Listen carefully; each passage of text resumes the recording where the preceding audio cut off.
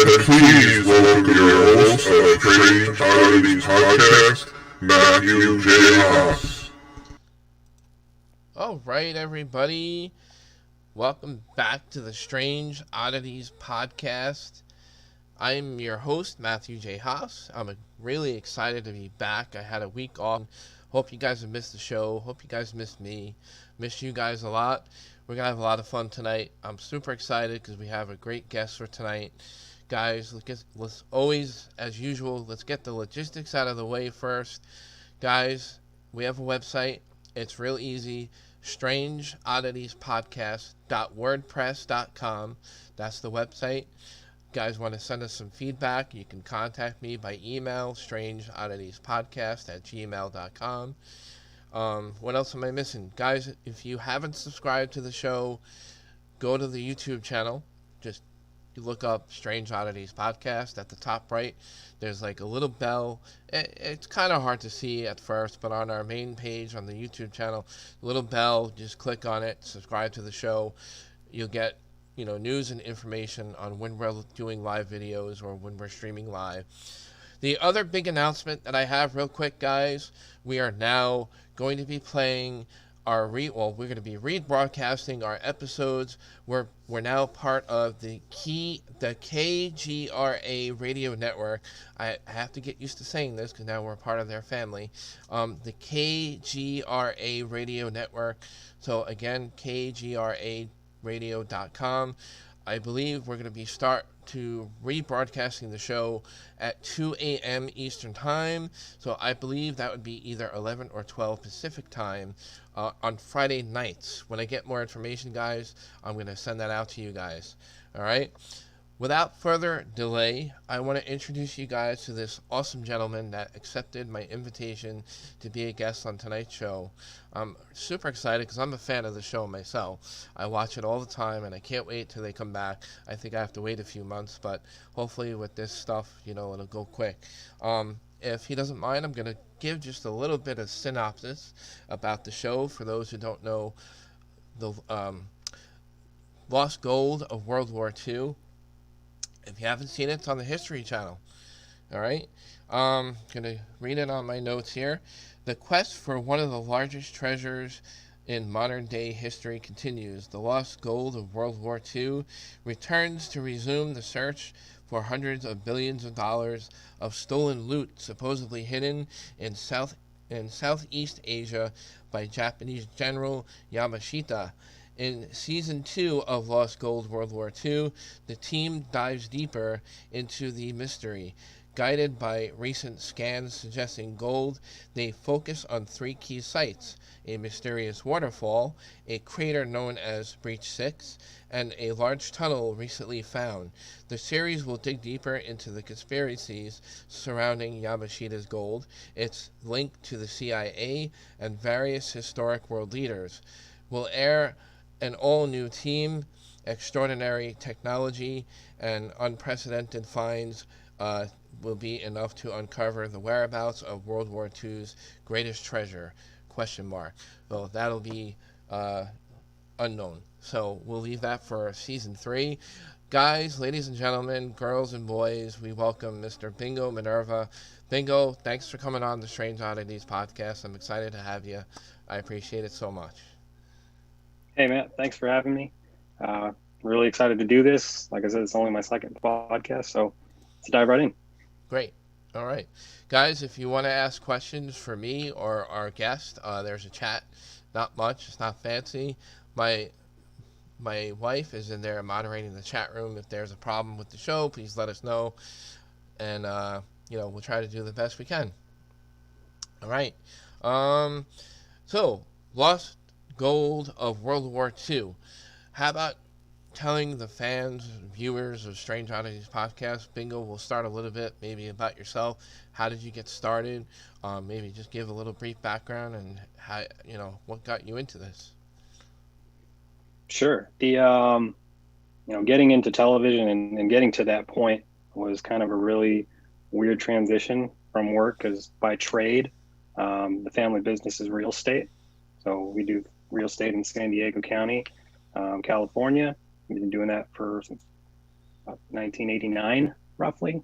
So I've been in that field for a long time. And for school, I was a software programmer. I went for software programming. So through our real estate business, we met, a number of investors, and we've met some other treasure hunters and other business investors that invested into treasure hunts. So through that, our family met Daryl Miklos, who starred on Cooper's Treasure, which aired on Discovery. After I met Daryl, he introduced me to his producer at Ample Entertainment, Ari Mark and Phil Lott. And there, we talked about a number of things, a number of treasure stories and treasure sites. Through there, they decided to create a show after it. Nice. And originally, I actually wasn't supposed to be the researcher on the show. It was another gentleman, but that didn't work out. And they're like, well, Bingo knows quite a bit about the history side of it, and he's done a bit of research in that field. So why not use him? Yeah. History decided to do a casting interview, and shortly after that, they sent me paperwork. Nice. There you go. Yep. Nice. So you're kind of like the team, lead researcher. So you really must have high expectations, because you're dealing with a lot of map reading, and you're giving a lot of in-depth interviews, running across different individuals that have traces or leads and connections in with Yamashita's treasure. What's that experience been like for you so far, and what's been a learning curve versus stuff that that you have abilities for already? Has your experience helped? I mean, we have a great team in production and assistants that help us as well. But I think that the biggest challenge that we have is finding people with credible information, especially with something, in this area where it's supposed legend of gold, billions upon billions of dollars, by today's standards would be trillions. Finding credible information that can lead to any lead at all, just weeding those out. And even to this day, we get hundreds of correspondence and emails from people all around the world saying they have more leads for us. But honestly, we just don't have the resources to check every single lead.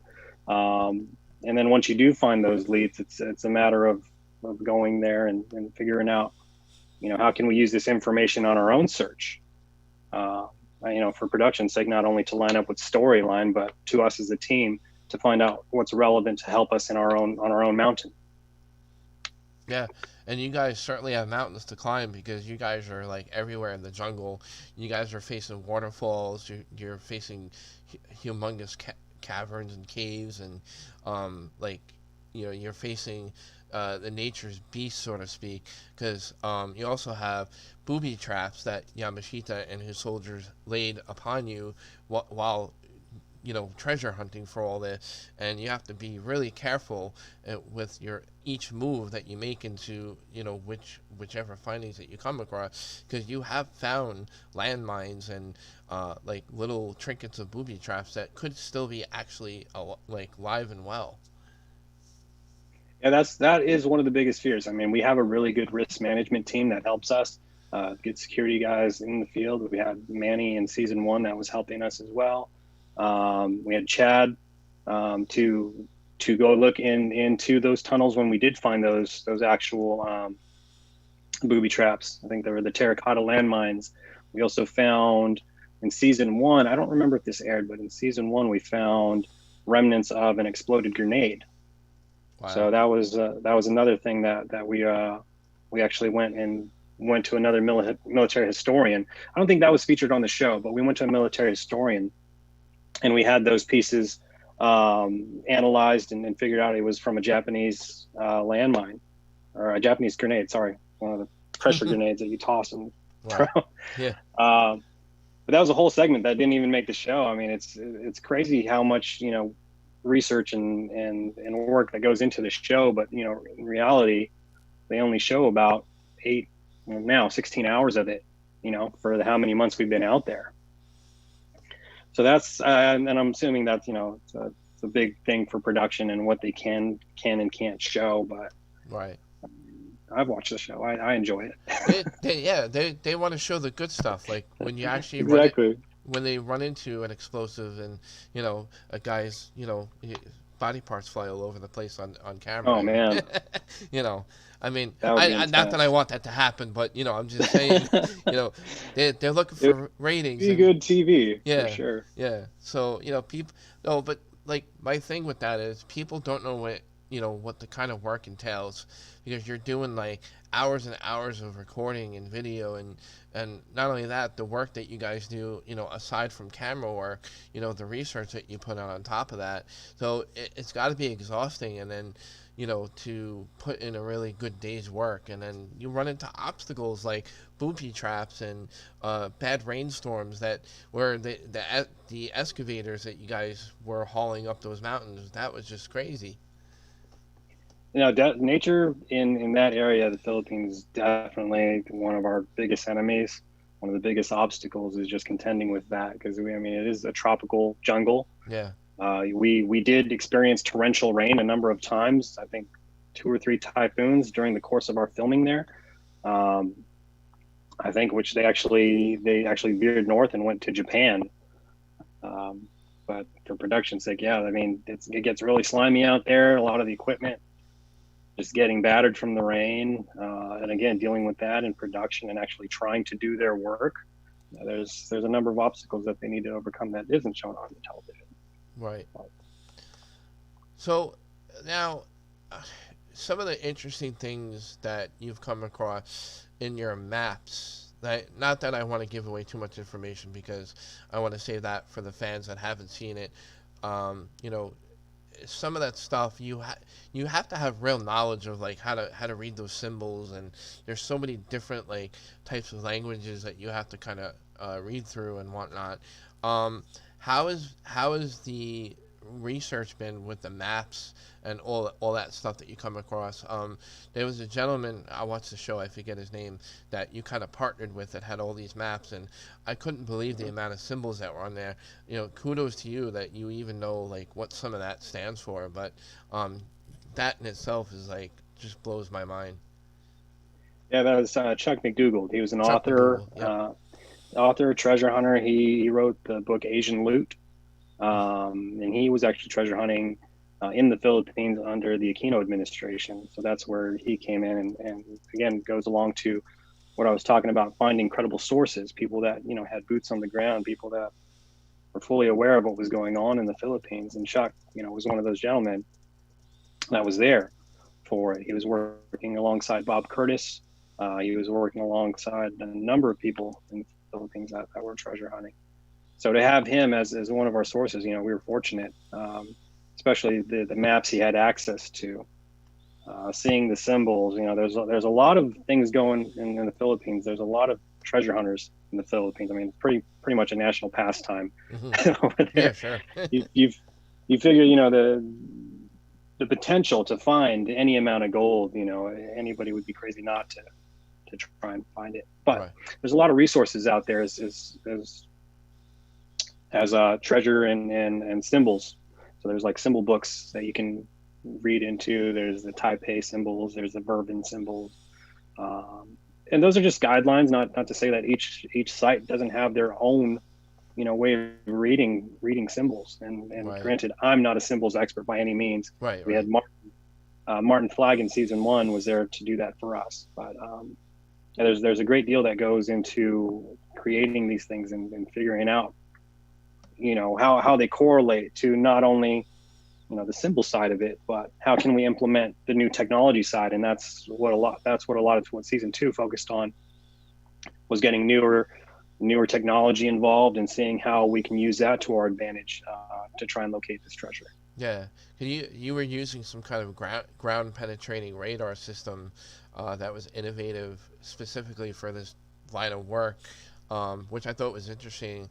The way they kind of positioned their machine, and they were using these tools to kind of, I guess, send some kind of vibration, or to send back to the device where it would like detect, I guess, metals or something to that effect. Exactly. Yeah. That was Max and Colin that were doing those tests. Right. And what they were doing is they had their scanners set up and they drill into They drill into the land, set their scanners in, and then they essentially use blasting caps, or they use hammer on some kind of steel or rock, and it's almost like sonar where they're trying to, get those locators and seeing if they hit any kind of voids, any kind of anything really. That we can then take that information and plug it into the existing information we have with the satellite scans and the actual, gold radar detectors that we were using, the mining radars. Right. And just, correlating all that information together and seeing if we could find anything that matches. Right. Yeah. And then you guys have this creepy helicopter that interrupts everybody's work. There's a lot of speculation, as to who they are, but in the midst of your research, you get told, you do have some warnings of be careful who you run into and who you talk to, and my phones will probably be bugged now because I had you on a guest on my show, or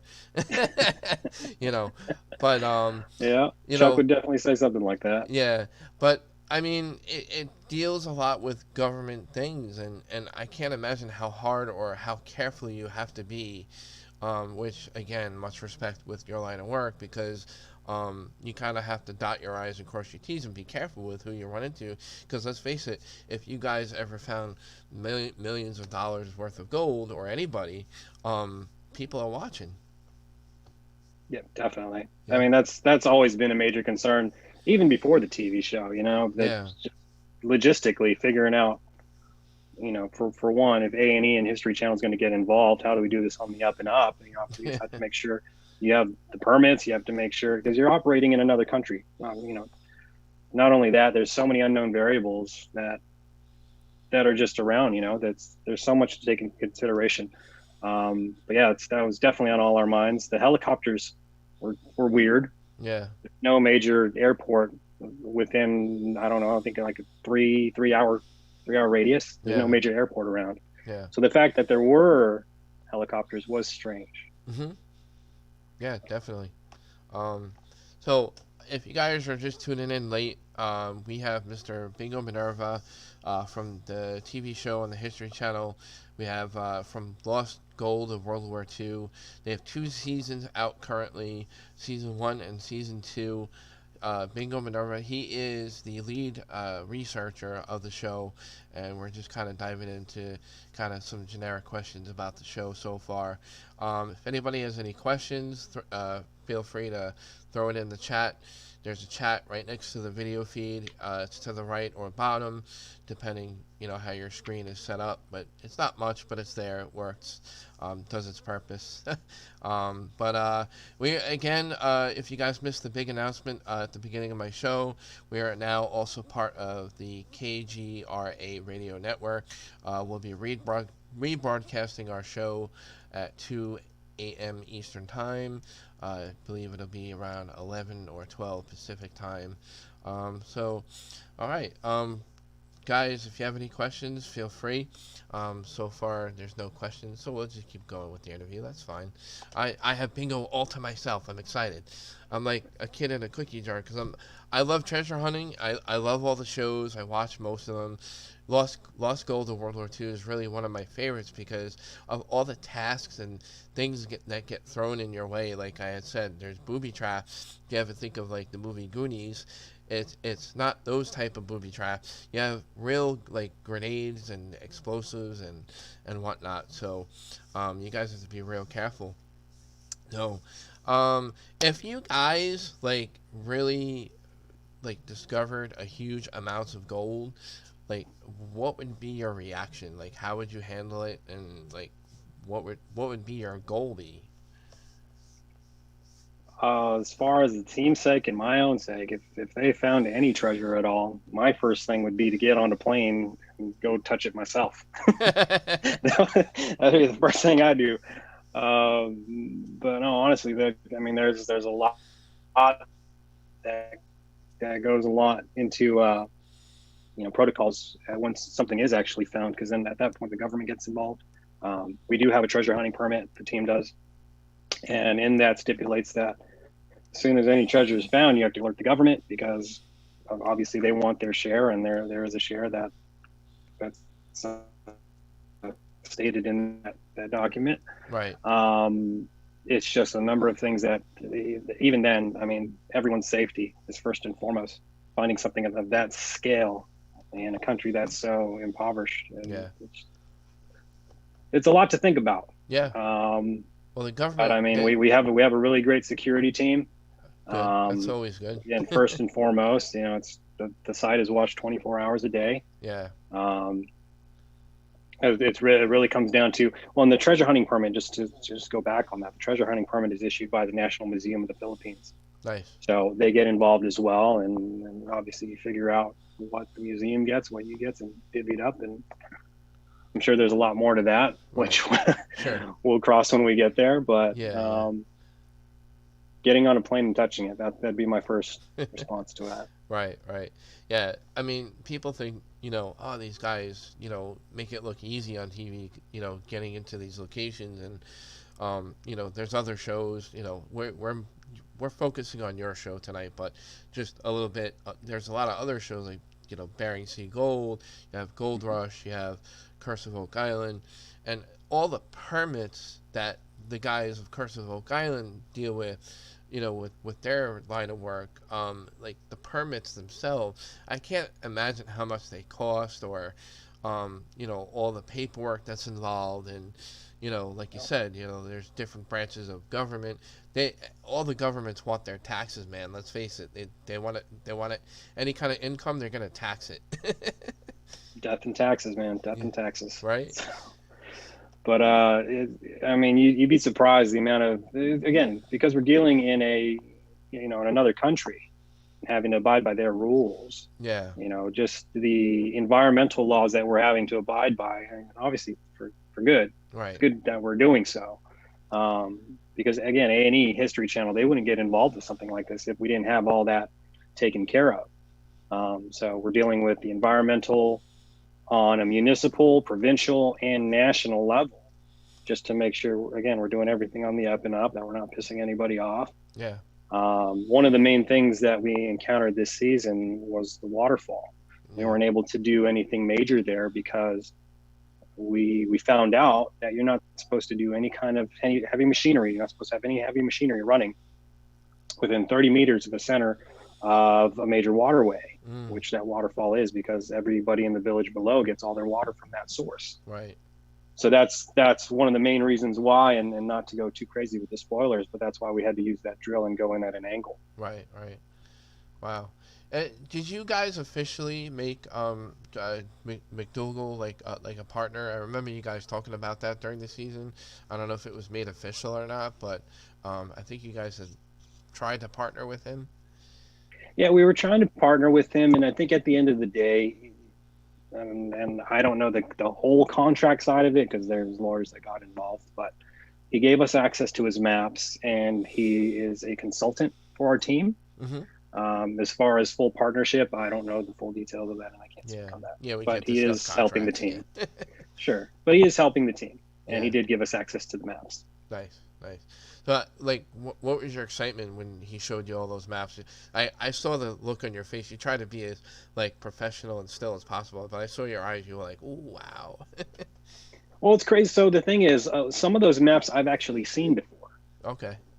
So that was the weird thing, because I get there's a lot of people on the internet that I get feedback from, and some of the fans of the show, where they're like, "Hey, those maps are actually on the internet already. They're known already," and a few of them are. And they're published in some other books, and granted, Chuck himself is a publisher or an author. So they're like, oh, well, the maps you're showing on TV, they're already out there, which, again, they are. But my fascination to it, the part where I was genuinely astonished, was he had these original maps, which we got tested later. I mean, they're really strange, and I've never seen anything like it. They weren't like any of the other copies. They were like a waxed vellum paper. When we tested it, we found out there was beeswax in it from Philippine bees. So, I mean, a lot of it matched what his story, what he was telling in his story. But seeing something like that, which was potentially an original map that was used by treasure hunters or the Japanese army themselves, and that in itself was a piece of history. Right. So it was really awesome in that moment. Right. So. Yeah, no, totally. Definitely awesome. So, if obviously, if you guys, ran into somebody that intercepted what you were doing and had to stop you at what you were doing, like, it would totally kill the show for me. But like at the end of the day, like what do you guys do when somebody like, all right, so you did all this work and then all of a sudden now somebody comes in and like, all right, that's it, you're done, you got to get out, you got to move on. Like what would happen when if you guys ever came to that point? 'Cause I know you were a little bit kind of worried about that, the team, with running into those warnings and stuff. It's definitely a possibility. I mean, not for just us, but treasure hunters all around the world. Yeah. As soon as government gets involved, there's not really much you can do at that point. You're not Right. going to go and fight a government. You got to just have to Right. wash your hands of it and just be bitter. But I mean, that's something you plan for and hope it doesn't happen. Yeah. Definitely. There's really not much you can do otherwise. Right. Otherwise, there's no more show. Exactly. There's no Yeah. more show. Yeah. So, well, I'm looking forward to season 3. I know that, unfortunately, like there were a lot of obstacles, but that I suggest people to watch, both seasons and watch the ending of season 2 because it's gonna open up more opportunity, I think, for you guys in the future. I don't want to ruin it for everybody. I don't want to. What do they call them? Spoilers. No spoilers alert here, but at the end of season 2, you guys opened up that void that John Casey and his brother just kept drilling and drilling and drilling, and I felt so bad of how much drilling. Even John Casey's brother was like, "All right, how much more are we gonna drill? We're not finding anything." And you guys, Yeah, he was pissed. yeah, he wasn't too happy. So, but I'm glad they didn't stop because you guys made a huge find. Yeah, I mean that task in itself was kind of a long shot. Yeah. Drilling 900 feet diagonally into a mountain, trying to hit a very specific void. Needle in a haystack type of thing. Trying to thread that needle, but they did hit it. Right. It was crazy for everyone just to see that and to finally find something concrete. Right. But as far as what was found, I can give you the cliche. Stay tuned for the next one. Yeah, that's what I mean. No It's the spoilers. next one. Yeah. No spoilers, right? Yeah. But no, it's exciting stuff. Yeah, I'm glad they ended it like that because it'd be like, all right, now I can't wait for the next season. I think you're the only one that's glad it ended that way. Everybody's like, why? Yeah. Yeah. Well, you gotta piss some people off. I mean, So. Good television. Right. So, all right. Now, as a paranormal investigator, I like when I do my interviews. You're a great interviewer, by the way. I much kudos like how you interview people. Thank you. I appreciate that. Yeah, no problem. So from one interviewer to the other, have you been able to? Because for me, I've been able to with my interviews kind of almost predict what's going on in an investigation. You're kind of investigating gold. You're investigating the possibilities of where, how, all those questions. How do you kind of dissect your interviewing and then connect it to what the rest of the team is doing on a physical level? Because you're doing most of the footwork and the research. Like, if you kind of get my question. No, definitely. Like I said, I have a great team that helps me out, a bunch of assistants in production that help us kind of weed out who we're going to actually interview. Because like I said, we get hundreds of messages weekly from people trying to reach out and say, look, I got treasure here. I got signs, symbols. I can help you guys. I've been treasure hunting for 50 years in the Philippines. I got 20 living witnesses. And at that point, again, it's just really hard to weed out, who to trust, especially in treasure hunting. It comes down to trust and who you open yourselves up to. Right. As far as interviewing goes, once you actually find somebody, it's about how they can help in your search, but not just that. For a lot of the people that I met, it's also about them telling their story. So you obviously got to get that in there too. For like one of the gentlemen I interviewed last season was JD. So JD Forringer, he was trying to find out information on his brother. So it was kind of two birds with one stone because he gets his story out there and hopefully somebody contacts him that knew his brother and he gets some information that way. But he also had a lot of information on his brother's dealings with the CIA during the war. Right. So you have to be pretty objective about, who you're going to see and how that helps us in our search, and then just methodically take it from there. Right. Do you get nervous at all when you run into people that have those kind of connections, or? Oh, all the time, all the time. Yeah. Thankfully, it's very well produced, and I get to mess up, and it's not live. Lots of editing. Lots of editing. Yeah. We'll cut that part out. No, but it's just one of those things that I mean, for me, this is my first foray into television, and interviewing people, for that matter. It's been a really interesting experience.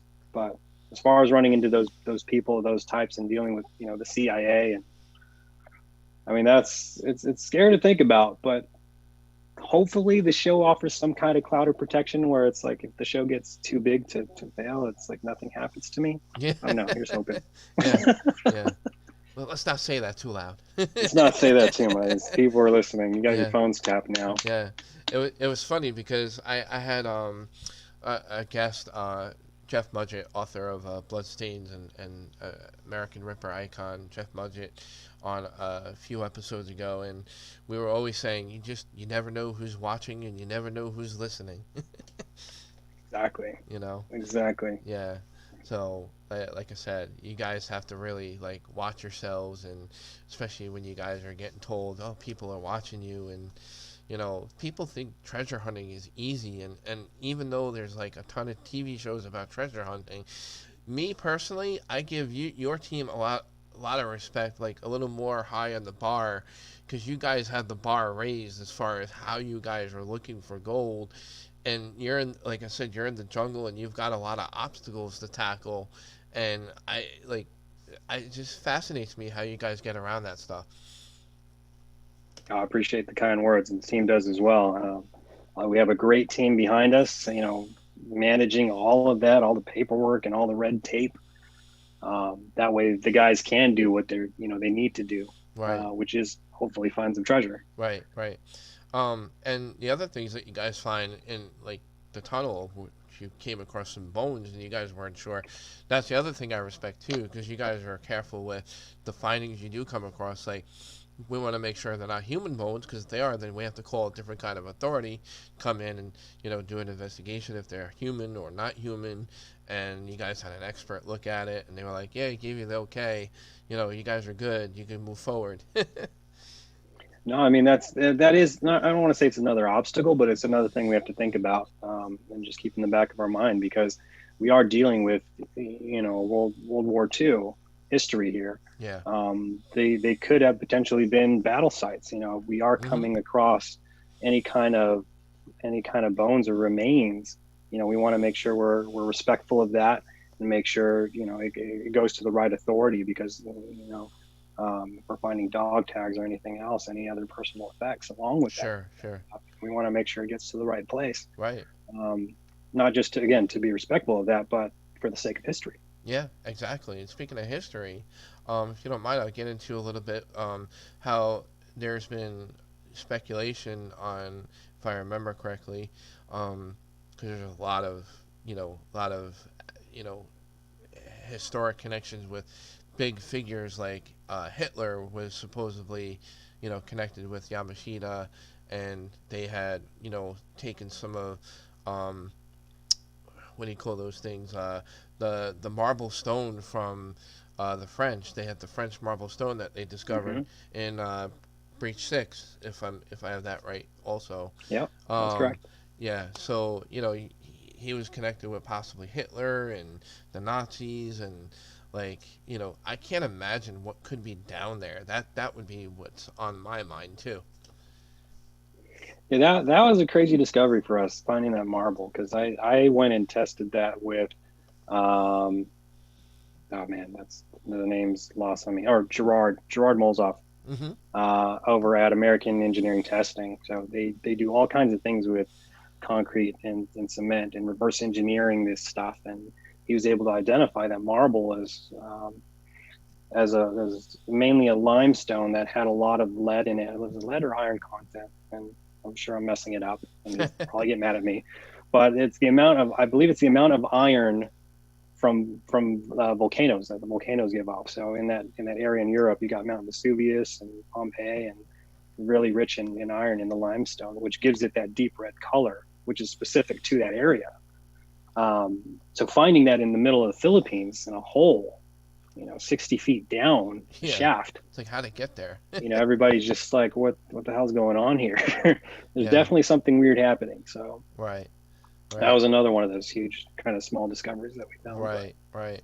Yeah, and I think that's great, like, that treasure hunters like yourselves can, bring pieces of artifact that you find, and you can kind of test it, through experts that do this stuff, like you said with that gentleman, and he could come back with information saying the same thing, where you're like, there should be no reason why that's down there. Like, why is it down there?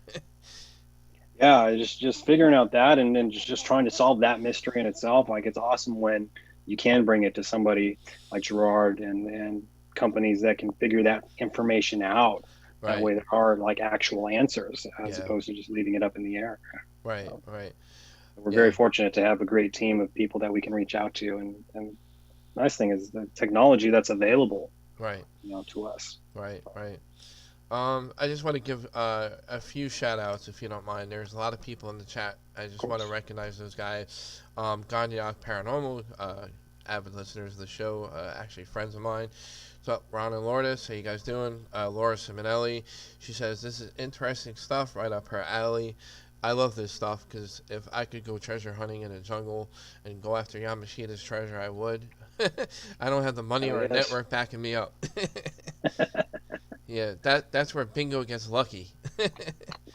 Yeah, it really came down to who you knew at that point. It's one of those things in television. It's like, oh, television. Right. Yeah. And of course, my wife is moderating the chat group in there. Again, guys, I can't listen to the show live as I'm on the air live, because if I do, you'll hear terrible audio going on in the background, and I don't want to do that to you guys. So I would really appreciate feedback, at some point during the show. Let me know if it's bad, good. That'd be great. Really appreciate it. And I know this interview has been going really great. I'm having so much fun. I'm glad. Yeah, I'm a huge fan of the show. I really am. I love treasure hunting.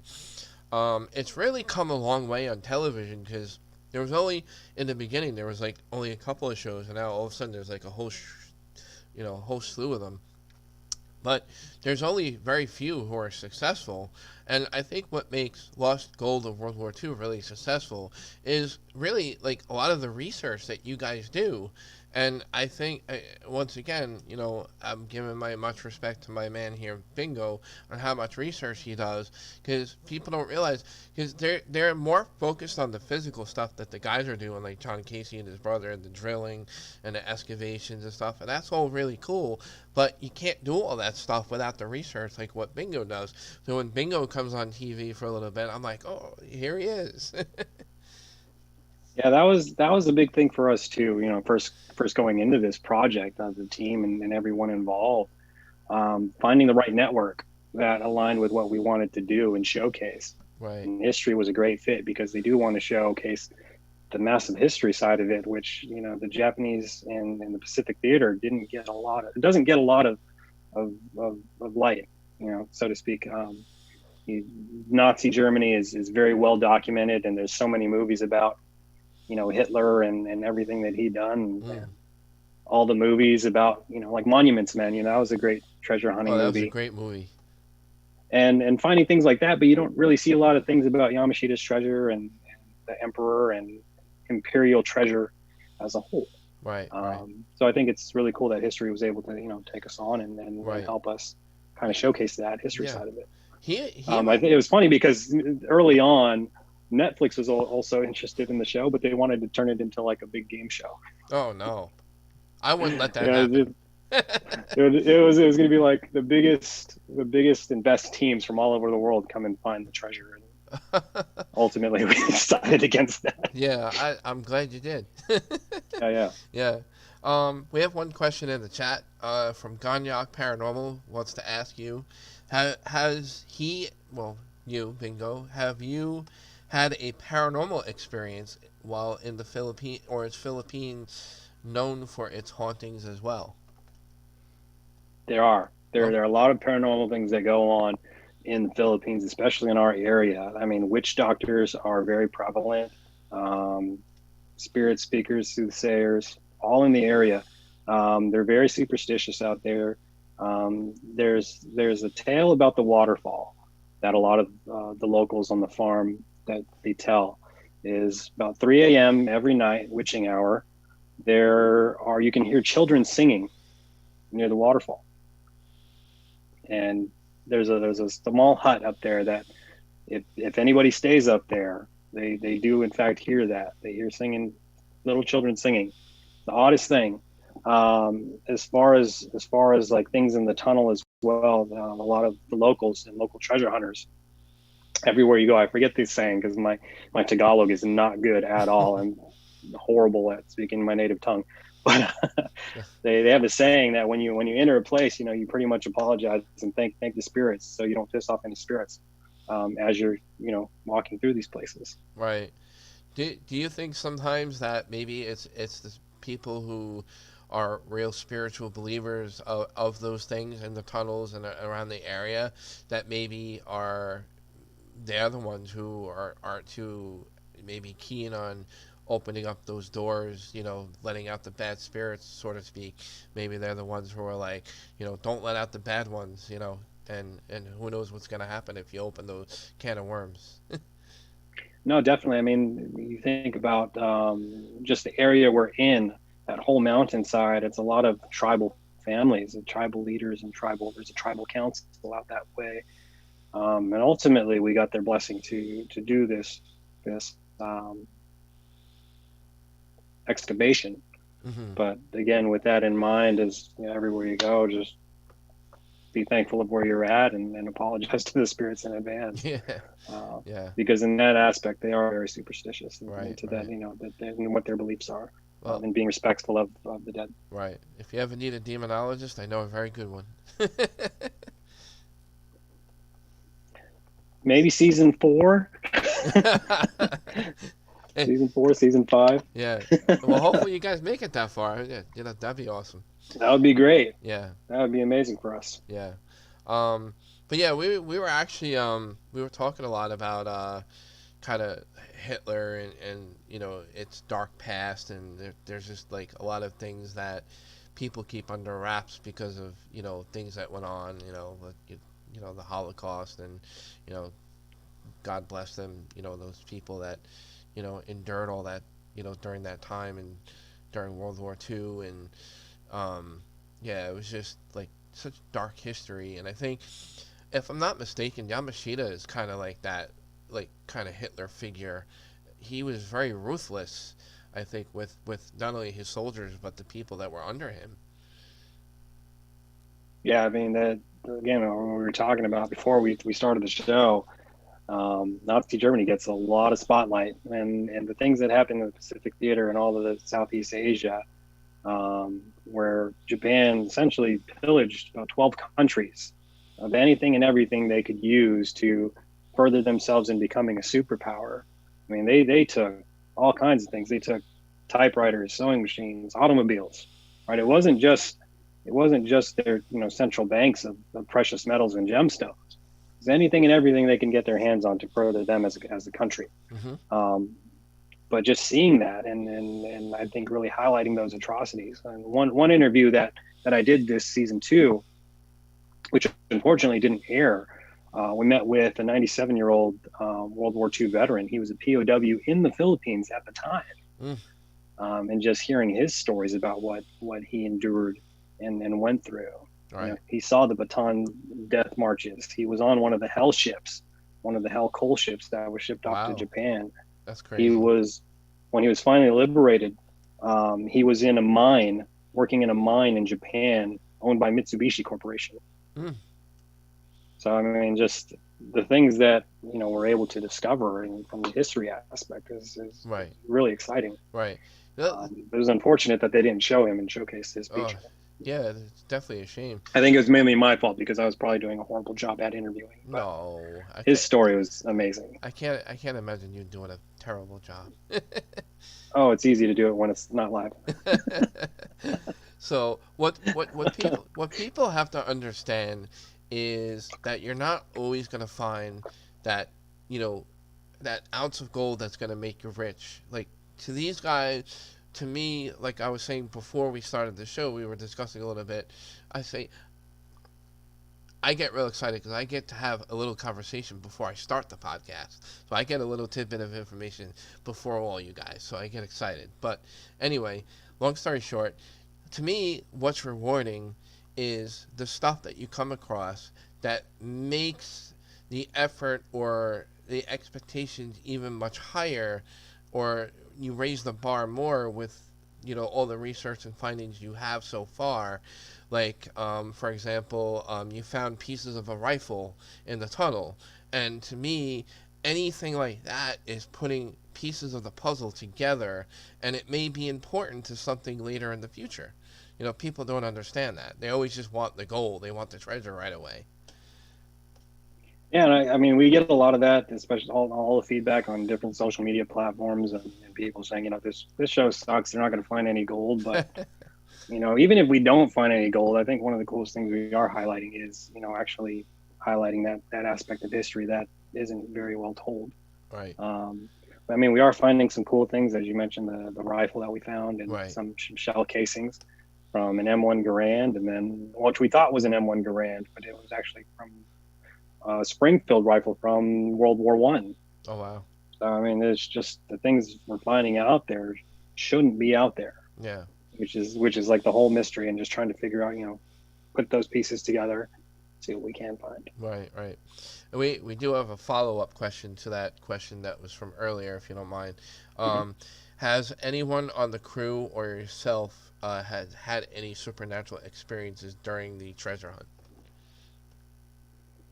Not to my knowledge, Okay. not supernaturally. Right. At least I don't know if anybody was even open or perceptive to it, to thinking that it did happen. Right. I mean, we did experience a number of people getting dengue fever. There was one guy that got, there's just a lot of ailments. I mean, those could be related. We don't really know. Mm-hmm. But again, just tropical climate and dealing with that. Right. Um, Plus gases. You guys deal with gases that are still under the ground. Yeah, and you know, just going back to that original question, I can't say that I know for sure. Other than the people hearing, you know, children singing when they're at the waterfall, if they're there at night. Right. That's the only thing people have actually experienced. Mm-hmm. Outside of that, not really. Right. Right. Cool. Well, if you ever do, it'd be cool to hear. Yeah. It would be. I mean, that could be a whole spin-off on this show as well. Yeah. Right. Kind of Yeah. interesting to explore. Yeah. Hauntings of the Philippines. So Yeah. I can't imagine how hot it is down there right now. It gets pretty brutal. I mean, Yeah. some days. I mean, I'm here in sunny California, San Diego, so the weather here is perfect year Yeah. round. Right. But you go out there, I think that the craziest thing to deal with is just the humidity. You know, and you got like 90-degree plus weather and 94% humidity every day, and you're out there 10 hours a day. Right.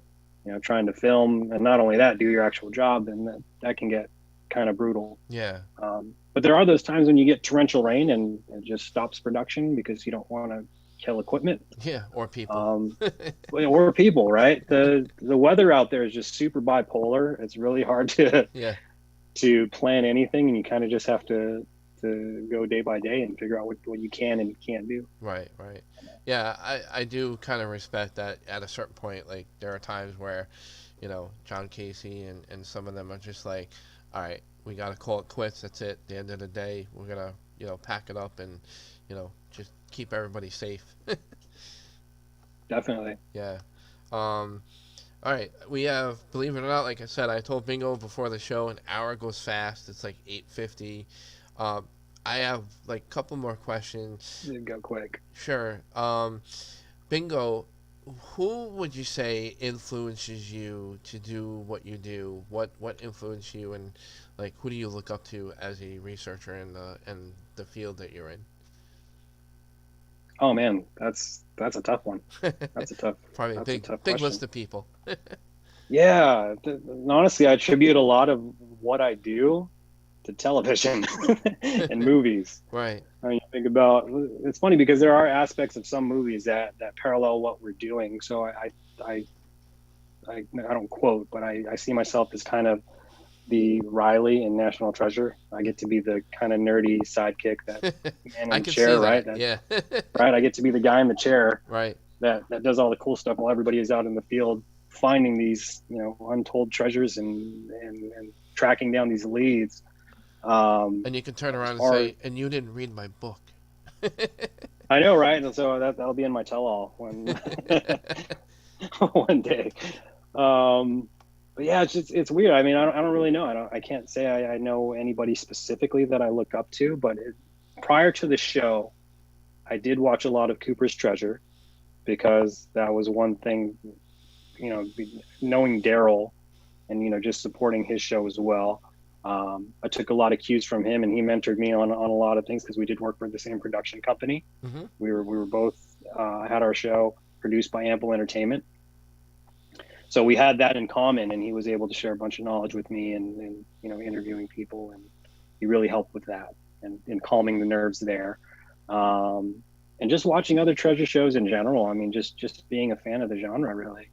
It's just diving headfirst into that.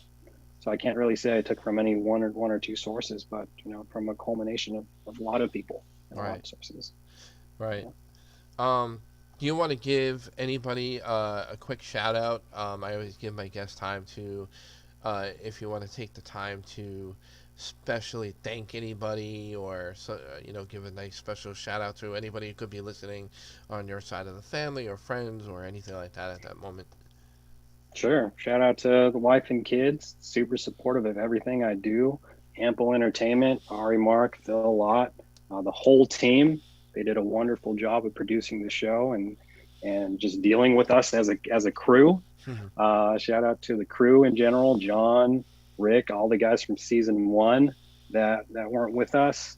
Um, Man, there's a lot of people to thank, but I think I hit most of them. Yeah. Ample in particular, they were really good.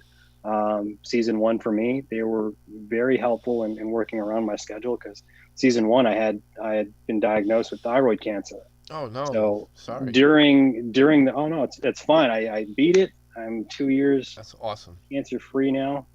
But they were really amazing in working around my schedule and my treatments and dealing with that. And it's funny because in some of the scenes in season one, early season one, you can see the bandage on my neck Oh wow. from I think when I went to Stanford. So we were filming shortly after that, and it was a really awesome experience, and just everybody that came together, Right. rallied behind me, Yeah. cast and crew. So super thankful for that. Cool. It's been an amazing experience being a part of this. Yeah.